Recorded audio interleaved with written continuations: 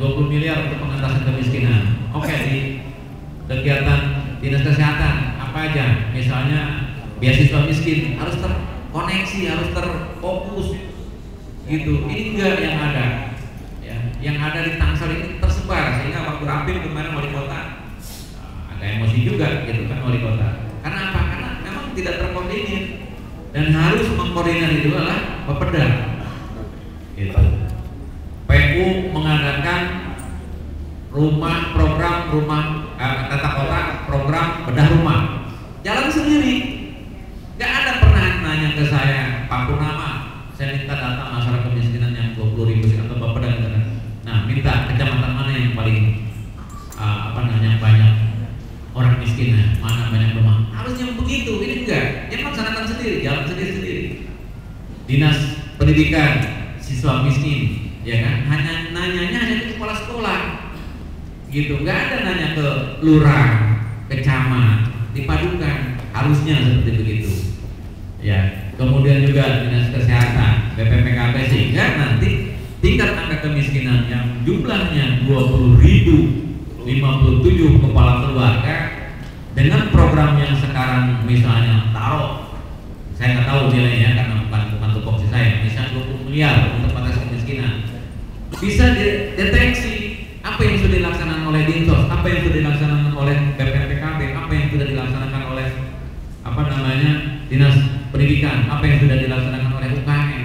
Nah, dievaluasi keluarga A misalnya setelah diberi latih oleh Dinsos Nakertan, kemudian diberi bantuannya oleh UKM, keluarganya disekolahkan dengan beasiswa oleh dinas pendidikan, kesehatannya ibunya dijamin oleh dinas kesehatan, gitu. Ya, baru dievaluasi tahun berikutnya. Ada nggak kemajuan peningkatan status mereka dari miskin sampai peningkatan status tidak miskin lagi? Nah, ini yang belum nyambung. Saya paling ngomong dimanapun saya begini. Saya nggak takut ngomong siapapun karena saya selalu hadir, selalu bicara. Jadi biar kompak gitu. Itu semua dinas itu biar kompak dalam masalah pengentasan kemiskinan. Nah, ini jangan hanya bicara lintas sektor, semua masing-masing punya jalan masing-masing tapi tidak terkoordinir sehingga kita begitu dicek tolak ukur keberhasilan Kota Tangerang Selatan untuk pengentasan kemiskinan ini berapa persen dan mana hasilnya bisa terukur karena datanya beda-beda masing-masing. Nah, ini yang perlu mudah-mudahan ini teman-teman kalau ini banyak kasih keso dan kalau Anda jadi kepala dinas kesehatan, kalau Anda jadi kepala PU dan saya kepala Bapeda, tolong ke depan jadi bisa terkoordinir karena saya bukan kepala Bapeda, karena ini saya nggak mampu gitu. Dan ini mah nanti kalau teman-teman ini pada jadi ya itu tolong biar bisa nyambung gitu ya. Ini yang perlu diproses. Sebenarnya perintah wali kota sudah sangat bagus. Rapat diadakan rapat kemarin di Ngenjur itu dari jam 8 pagi sampai jam setengah 12 malam. Setengah 12 malam. Kalau di sini ada teman-teman yang ikut mungkin mengikuti. Itu satu-satu kepala dinas ditanya programnya dan semua diomelin. Itu permasalahannya. Nah, tapi seharusnya setelah digitukan oleh pimpinan kita nih, saya bukan menunjuk ke Anda, kita ya. Saya menunjuk ke saya sendiri. Kita harus introspeksi diri. Pada saat rapat-rapat koordinasi begini ya bisa nyambung gitu loh. Kemudian dalam penyusunan anggaran di tahun anggaran awal, salah satu contohnya yang harus nyambung. Misalnya, saya beberapa kali sudah menyampaikan ke Pak Teddy tolonglah, karena saya nggak ada kewenangan untuk mengundang para kepala dinas yang lain untuk mengkoordinasikan ini, tapi Pak Teddy mah sebagai TNP2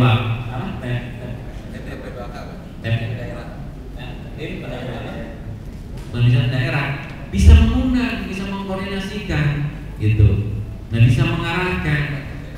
Contoh dalam masalah dengan Satpol PP.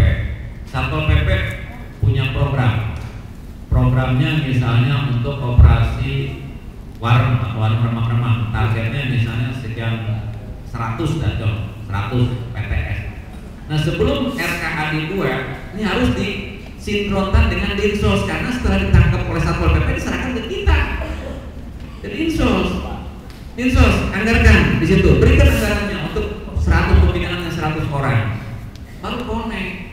Ini enggak. Pol PP mengadakan operasi di incar kita, panti kagak punya, operasi kagak punya, ambulan kagak. Gimana coba? Yang ada nanti dilepasin lagi. Itu bagaimana selesainya gitu. Ya kan? Nah ini harus mudah-mudahan para pemikir, teman-teman semua masih pada muda-muda. Saya masih bentar lagi ke stasiun, memang. Tentu waktu saya udah 54 tahun gitu. Nah, di atas kesini 54 dari bawah masih 17 tahun gitu. Ya, bercanda. Ya. Jadi ini yang perlu kita benahi. Saya sengaja menyampaikan kepada teman-teman yang di bawah, nanti pada regenerasi ke depan mudah-mudahan Tangsel ini bisa lebih baik lagi dan punya pola pikir yang betul-betul bisa memajukan Tangsel dan bisa mengentaskan kemiskinan, bukan hanya angka tapi real di lapangan. Terus kemudian masalah tingkat angka pengangguran tidak bisa terukur dengan pasti. Itu adanya catatannya di kita karena saya membawahi dua dinas, yaitu dinas sosial dan ketenagakerjaan. Angka pengangguran di kita ada 50.153 orang dari jumlah penduduk hampir di 1,3 juta. Ini bagaimana caranya untuk menyelesaikan angka pengangguran supaya bisa terselesaikan? Ini nggak bisa hanya oleh dinsos atau naker, nggak bisa. Harus ada kompak dengan yang lain-lainnya, gitu ya. Karena semua SKPD selalu ada mengadakan fintech atau mengadakan terutama masalah terutama yang di BPPKB, kemudian juga di UKM, pertanian, dan itu kan bisa menginikan ke pengangguran dan nyangkutnya nanti ke kemiskinan juga, connect kita gitu. Ya. Bapak dan Ibu hadirin sekalian yang saya hormati, itu sebagai gambaran kita ke depan.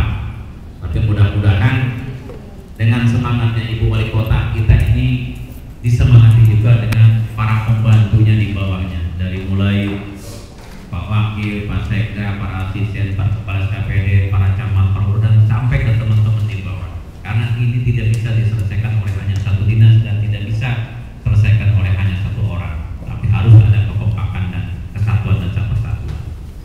Bapak dan Ibu hadirin sekalian yang saya hormati, ini ada yang perlu saya sampaikan khususnya kepada teman-teman di kecamatan. Pertama adalah tadi disampaikan melalui Bulog, alhamdulillah, dan di mudah-mudahan arahannya dari Bulog tentang masalah penyeluruhan raskin ini, dan sampaikan pada forum tanya jawab nanti apa-apa keluhan teman-teman. Jangan ngeluhnya hanya kepada Haji Purnama, Pak Haji berasnya jelek, bau, ini gimana nanti Bulog? Ya, ini ada narasumber harus bagaimana? Karena kita tiap tahun selalu permasalahan seperti begitu. Ya. Terus kemudian ada kemarin keluhan di Serut, mana yang orang Serut, mana? Serut, Cung. Ada warganya yang melaporkan dari tingkat kelurahan Serut bahwa berasnya juga kurang, katanya gitu. Saya bilang kalau memang kurang bau, jangan diturunkan dulu ya Pak. Ini ya, begitu Paulo, menurut Paulo dulu waktu rapat koordinasi saya ingat tuh, ya. Ini mah beras sudah dibagikan ke masyarakat, baru bilang bau. Kalau bilang kurang mau bagaimana tuh? Gitu. Seharusnya begitu dicolok dulu tuh, begitu turun dari itu, colok, beras hijau nih kurang layak. Stop tuh supir, disesuaikan dengan hasil rapat kami. Tolong jangan turun, kan kalau turun kena biaya hormat dan supir nggak mau. Itu permasalahannya. Siapa yang mau ngebiayain lagi? Bulog juga nggak mau, mungkin karena memang dia tugasnya hanya mengantar aja ya Pak. Belum ya, mengantar aja, tidak mungkin yang mengangkut lagi, kan gitu. Tapi mungkin ada MOU apabila beras tidak layak dikonsumsi itu bisa